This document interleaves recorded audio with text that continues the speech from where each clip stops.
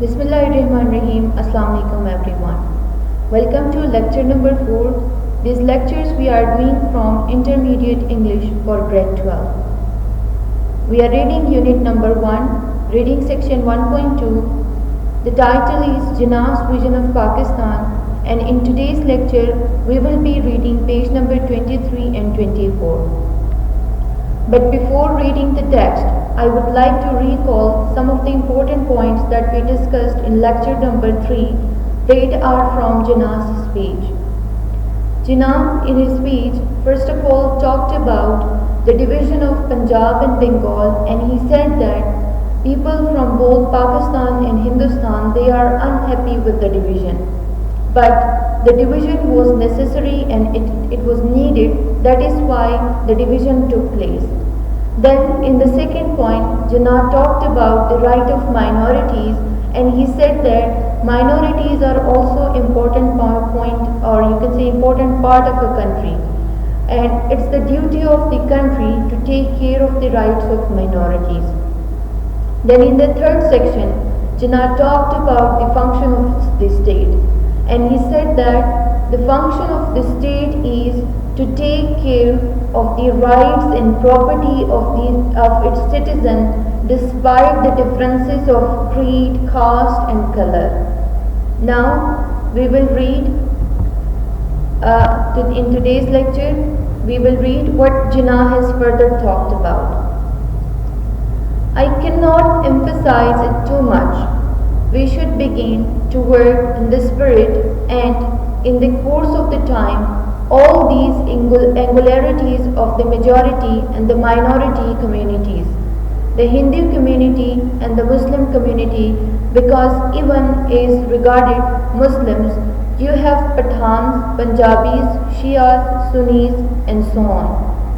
Now in these lines, as Qaid-e-Azam was talking about this duty of the state, that the state duty is to take care of every person, every citizen. Here Jinnah is saying that I cannot repeat it time and again. Like he's saying that I cannot emphasize it too much. Emphasize means that I cannot bring it to the fore too much. I should not be like repeating my words time and again. But the thing is, we should begin to work in that spirit, and in the course of time all these angularities of the majority and the minority communities. Now he is saying that yes, there are differences, there are majorities, there are minorities, but we should work together as a nation. We should work together as a unit, and we should through these differences. Angularities means differences. So he is saying that we do have these differences, these angularities of majority and minority, the Hindu community and the Muslim community. Now he is saying that yes, there are differences of Hindu community, there are differences of Muslim community, and again in both of them we can again further divide the Muslims into Pathans, Punjabis, Shias, Sunnis and so on. And among the Hindus you have Brahmins, Vaishnavas, Khatris, also Bengalis, Madrasis and so on will vanish. Now he is saying that if you will consider these differences, we cannot move on. But if we will work together, if we will work as a unit, then we can vanish all these differences. The Muslims can vanish the difference between Pathans, Punjabis and again Shias, Sunnis, and also the Hindus can also differentiate between Brahmins and Vaishnavas.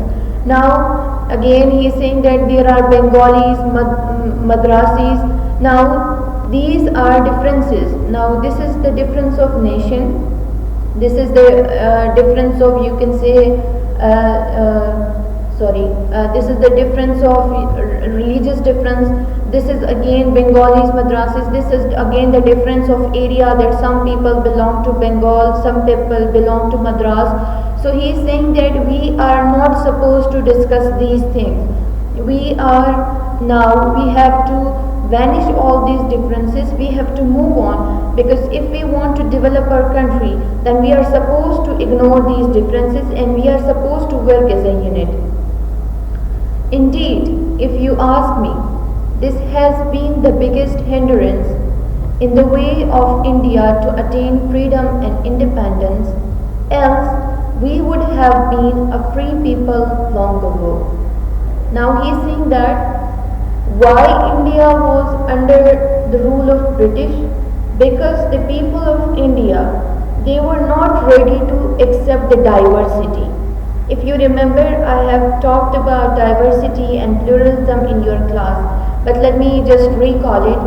I told you diversity is the occurrence and difference of different culture, color, creed, caste, everything that comes under differences. So when you are going to have different things in one area, that is going to be diversity.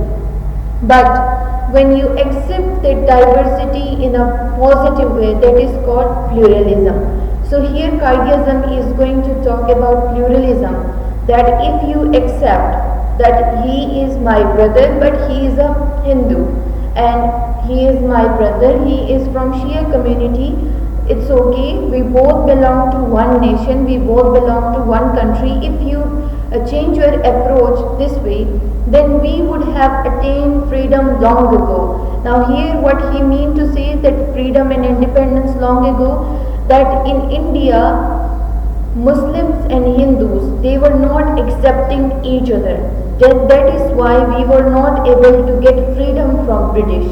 Now if we will have the same approach in the newly born countries, both India and Pakistan, again they will somehow be under the rule of any other powerful country. So he is trying to say that to maintain our independence, to maintain peace and prosperity, we should accept each other's differences in a positive way. No power can hold another nation, especially a nation of 400 million souls in subjection. Nobody could have conquered you, and even if it had happened, nobody could have continued its hold on you for any length of time. But for this, now he is saying that it's not easy to control it's not easy to rule people who have unity among themselves. Now if you are not united, it's very easy for the external powers to come over and to rule over you. So he is saying that no power can hold another nation, especially a nation of 400 souls in subjugation. Now subjection, sorry. So he is saying that it's not easy for any other person to control you than you yourself. You are responsible to control yourself.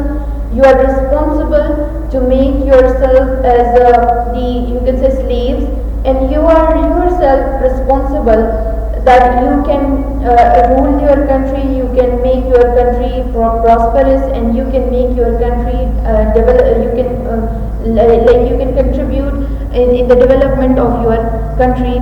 So he is saying that it's only and only dependent on the nation, how the nation is going to have its approach. Now subjugation means that domination. So he is saying that when the 400 souls, they will dominate, they will take the control, they will hold together as a nation. So nobody, no external force can hold them, no external force can rule them. And if you would have done this thing before, then we would have been independent long ago, and we would not have been under the control of British for so long. Therefore, we must learn a lesson from this. You are free. You are free to go to your temples. You are free to go to your mosque or to any other place of the worship in this state of Pakistan. You may belong to any religion or caste or creed that has nothing to do with the business of the state. Now he is coming back to the, you can say, the duty of the state, that it's the duty of the state to make, you can say, sure that everybody is in peace, everybody is having their rights, and everybody is free to go to wherever they want to go. So Kaidyism is saying that the division of India and Pakistan, it's a big lesson for us. How it's a lesson for us? Because the Hindus and Muslims, they were not accepting each other. That is why it created India and Pakistan. Now he is saying that we should learn something from this past, and we should let everybody do their own practices, their cultural practices, their religious practices, and any other practices that they are having. Like for example, by this by these lines, he means to say that you are free to practice your religion. Nobody is going to force you to convert into Hinduism. Nobody is going to force you to convert into like Islam, or nobody is forcing you to be a Muslim. So you are free, and this is the duty of the state of Pakistan to make sure that everybody is free to practice their own religion. Now I think we should keep that in front of us is our ideal, and you will find that in the course of time Hindus would cease to be Hindus and Muslim would be cease to be Muslims. Not in the religious sense, because that is the personal faith of each individual, but in political sense as a citizen of the state. Now Qaidism is saying that if we will take that division, or the cause of the division is our ideal, that why Pakistan and India are divided, if we get our lesson from that particular event of past, we will be creating a very ideal state where Hindus, Muslims, they are allowed to practice their own religion. Now he is saying that religious sense is personal sense. By religious sense, he means to say that if a person is Muslim and if he or she wants to convert into Hinduism, the state has nothing to do with it. It's her personal choice, it's his personal choice, whatever he or she wants to be.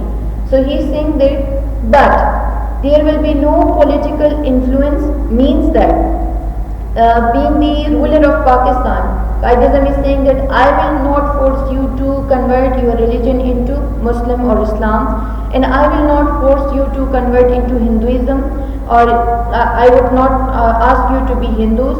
He is saying that it's individual choice whether a person is like Hindu or Muslim, but it is the duty of the state to make sure that if a person is Hindu or Muslim, then the religion, the religious right means that his protection, the protection of his temple, the protection of his mosque is the duty of the state.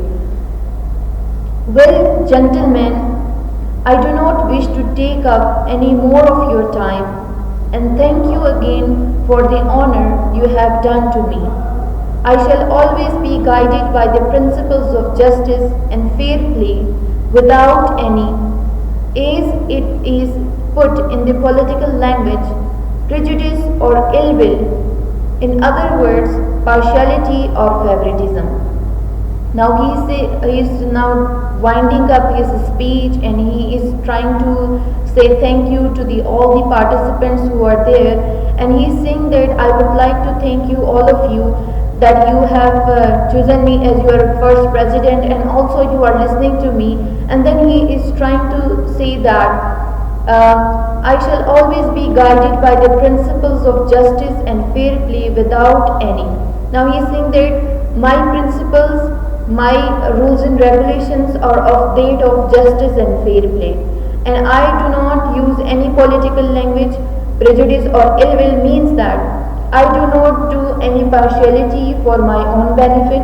I do not like to do any favoritism for my own benefit, and I do not like to take side of only one nation or one caste or one you can say ethnic group. No, I am an impartial person. I do not like to do favoritism, and I do not have any prejudice or ill will, means that I do not have any negative thoughts about any particular group. So I am a very neutral person, and I would like to maintain these neutral principles forever. My guiding principle will be justice and complete impartiality, and I am sure that with your support and cooperation, I can look forward to Pakistan becoming one of the greatest nations of the world. Now he is hoping that if you will support me, if you will cooperate with me, together we are going to make the greatest nation of the world where there will be no injustice, where there will be no partiality, means that the principles that I would like to give to you people is of that of justice and impartiality, and also I would like to have your support in spreading this message. This is all about the speech of Qaid-e-Azam. As I have mentioned in the outline that by the end of the lecture we will be discussing some of the important points that we have read in Qaid-e-Azam's speech. The first important point is that the date and day of the speech. So the date is 11th August 1947, and the day is, or you can say the occasion is in the Constituent Assembly, in the, you can say, opening of Constituent Assembly. So Qaid-e-Azam first of all talked about framing of constitution for the newly born country. Then Qaid-e-Azam guided the Constituent Assembly to be a federal, legislative or independent country, function as an independent and sovereign country. Then he talked about the maintenance of law and order, that the country's first of all duty is to maintain law and order so that nobody will be affected. Then he talked about avoidance of bribery, corruption and nepotism and jobbery. And then he talked about a division of Punjab and Bengal, and then rights of minorities and the duty of the state, that the duty of the state is the protection of every citizen, whether they belong to any caste, creed or any ethnic group. And then he talked about diversity and pluralism, which means that we should accept the difference that is occurring in our country and we should appreciate it. And then he talked about justice, fair play, which are the guiding principle of Qaid-e-Azam, and he's trying to say that I would like you people to cooperate with me, to support with me, so that we can together spread these message of justice, impartiality, fair play, and we should not go for partiality and prejudices and ill will. That's all about the speech of Qaid-e-Azam. I hope you are clear. And in the next lecture we will be doing the exercise of recalling, interpretation and extending. Thank you so much. That's all for today.